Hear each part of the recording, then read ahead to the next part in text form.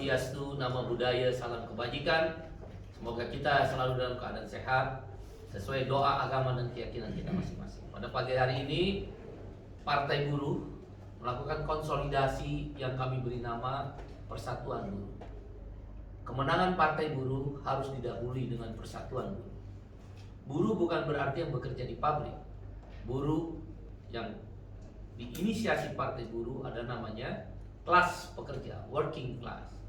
Siapa dia kelas pekerja? Buruh, petani, nelayan, miskin kota, miskin desa, buruh migran, pekerja rumah tangga, buruh informal, ibu jamu gendong, tukang beca, supir angkot, mama-mama pedagang sayur di Indonesia Timur, ya, dan pekerja informal lainnya, disabilitas, perempuan yang termarginalkan, pensiunan, ya, anak-anak muda yang dikenal dengan milenial, Gen Z, yang ayah ibunya kelas pekerja dan tentu pekerja rakyat jelata. Itulah yang disebut kelas pekerja.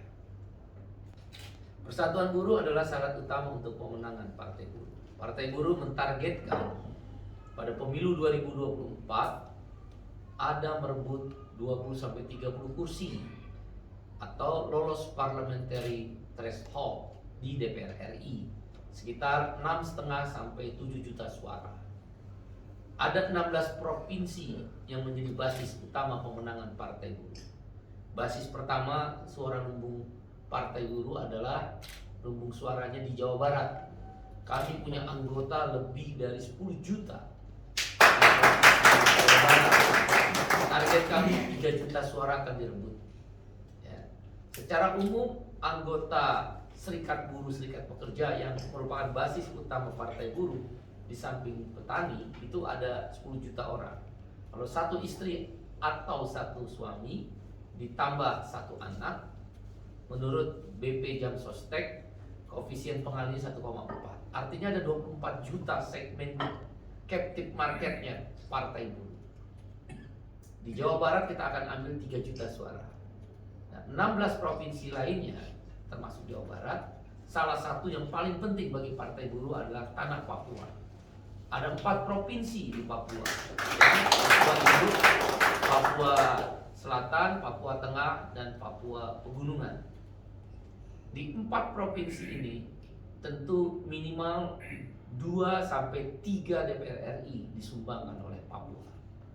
Ya. Untuk DPRD provinsi kami harapkan satu fraksi sekitar 7-9 kursi DPRD provinsi di masing-masing provinsi. Untuk DPRD kabupaten kota, di setiap kabupaten kota Partai Buruh mentargetkan satu fraksi di setiap kabupaten kota dalam 4 provinsi tersebut. Berkisar sekitar 5 suara di tiap kabupaten kota untuk menjadi satu fraksi. Karena kami yakin tanah Papua adalah milik orang Papua. Tanah Papua harus dibangun oleh orang Papua dan juga tentu orang-orang yang telah bermukim lama di Papua. Kita berada dalam bingkai Negara Kesatuan Republik Indonesia. Kami ingin Partai Buruh menjadi partai alternatif. Kocok ulang, bongkar habis kekuasaan, dikembalikan kepada tanah. Kami mentargetkan 1 atau 2 gubernur, maksimal 2 gubernur. Ada 5-7 bupati. Tentu orang bertanya, apa perbedaan kalau gubernur atau bupati, wali kota berasal dari Partai Buruh? Sederhana. Tanah Papua adalah kelas pekerja. Mereka yang tinggal di gunung-gunung, di lembah-lembah, di pulau-pulau, di daratan-daratan. Mereka adalah orang yang bekerja. Orang Papua etos kerjanya tinggi. Termasuk tentu saya bicara Papua, para pendatang. Berapa banyak kekayaan alam dari kerja keras orang-orang Papua dan yang bermukim lama di Papua. Berapa banyak pertambangan-pertambangan dikeruk untuk memajukan negara kesatuan Republik Indonesia. Dia harus dikembalikan dalam negara kesejahteraan yang kami anut, welfare state, yaitu redistribusi kekayaan yang adil dan merata.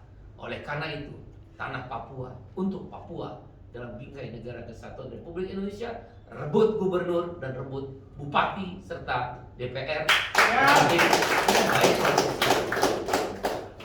Kami berkeyakinan Papua adalah penyumbang suara, tapi bukan hanya suara. Papua adalah penyumbang kesejahteraan. Welfare state. Kita rubah, kocok ulang, tata ulang negeri ini, dan itu adalah hak konstitusional. Setiap warga negara berhak untuk mendapat penghidupan, pendapatan dan kesejahteraan yang merata. Papua begitu kaya. Saya udah keliling dunia, di Johannesburg, di Durban, South Africa, Afrika Selatan, Nigeria, di Niger. Kalau orang cari emas, dia ke dalam bumi 2-3 kilo. Tanah Papua 3 gunung, Graceberg, Iceberg, Gothenburg. Masih ada mungkin 500 tahun emas di Papua tidak akan hilang. Dan tidak aja emas, penelitian menjelaskan pada kita semua sudah ditemui selain tembaga dan emas, yaitu plutonium, uranium, yang harganya 100 kali lipat harga emas. Dan terakhir saya mendapat kabar, sudah ada selenium, bahan dasar daripada handphone, ya, industri-industri chip. Selenium itu 1000 kali lipat dari harga emas. Dan itu ada di tanah Papua. Saya jalan dari Sentani sampai kota Jayapura, dari Bandara Sentani, menitikan air mata bersama Bang Ramses, ya, Ketua Exco Provinsi Papua Induk. Kalau saya lihat rumah-rumah yang ada di pinggiran-pinggiran Danau Sentani, rumah-rumah yang ada di pinggir jalan, tidak mencerminkan kekayaan Papua. Orang Papua masih menjadi kontrak di tanahnya sendiri. Orang Papua menjadi bagian penonton dari kemajuan tanah Papua, dari kekayaan alam Papua. Tentu kami setuju negara kesatuan Republik Indonesia. Yang kami tidak setuju, tidak ada keadilan, tidak ada kesejahteraan yang merata, redistribusi kekayaan untuk orang Papua. Karena itu, ini adalah kesempatan buat Partai Buruh membesarkan Papua. Ada Ramses, Ketua Exco Provinsi Papua Induk, ada Deki, Ketua Exco Provinsi Papua Tengah, ada Dovinus, Ketua Exco Papua Pegunungan, dan ada Antonius, Ketua Exco Papua Selatan. Kita akan menangkan, rebut tanah Papua untuk rakyat Papua. Itulah slogan. Terima kasih.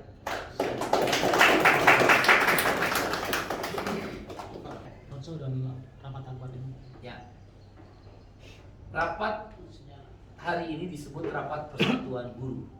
Sekali lagi, buruh bukan berarti buruh pabrik. Yang tadi saya sebut working class, kelas pekerja. Rapat ini adalah membangun dialog.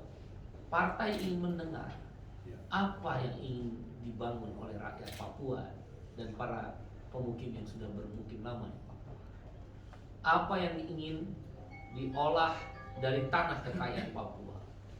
Hutan Papua punya, ikan Papua punya, tambang Papua punya, emas Papua punya, selenium Papua punya, plutonium dan uranium Papua punya. Food estate yang begitu luas Papua punya. Apa yang tidak ada di tanah Papua? Nah, pertemuan persatuan buruh, kita ingin mendengar apa yang harus dikerjakan oleh Partai Buruh untuk tanah Papua dan rakyat Papua. Partai Buruh adalah pelayan buat rakyat Papua. Kami bukan segerombolan elit yang menguras tanah dibawa ke pusat dan memperkaya segelintir elit kekuasaan. Kami pelayan Tuhan. Kami adalah pelayan rakyat. Kami ingin kocok ulang. Kau boleh kaya, tapi kami tidak boleh miskin. Inilah tujuan pertemuan hari ini, dan ingin membahas strategi pemenangan. Tadi saya bilang, 2 gubernur kita akan rebut, berjuang bersama. Kenapa saya menggunakan kata rebut? Karena sudah capek kita ngadepin elit-elit yang penuh dengan kebohongan. Maka merebut adalah kata yang paling tepat. Dari rakyat kecil, orang-orang gunung, orang-orang daratan, orang-orang lautan, turun kembali untuk mengambil kekuasaan dalam arti negara kesejahteraan, welfare state. Kita akan berdampingan orang kaya. Kita nggak benci orang kaya, kita nggak benci birokrat, enggak. Yang kita benci tidak adil. Itu persoalan utama. Yang kaya makin kaya, yang miskin makin miskin. Bolehkah orang kaya? Boleh. Ini negara Pancasila. Yang tidak boleh adalah serakah dan rakus. Partai buruh boleh sebagian orang yang kaya? Boleh. Gunakan kekayaan itu untuk redistribusi. Memberi kekuasaan sebagai alat. Kekuasaan bukan tujuan. Kekuasaan hanya alat. Persatuan Buruh akan mendiskusikan itu. Dan kita akan menangkan tadi 2 sampai 3 DPR RI. DPRD kabupaten kota, setiap kabupaten kota ada 1 fraksi partai buruh, dan di 4 provinsi ada 1 fraksi partai. Kami yakin karena Tuhan bersama. Demikian. Sekaligus dalam kesempatan ini adalah kesempatan melantik para pengurus exco provinsi, ada 4 provinsi dan sifatnya perwakilan kabupaten kota. Itu tujuan pertemuan pada hari ini. Demikian, menangkan partai buruh. Partai buruh. Partai buruh.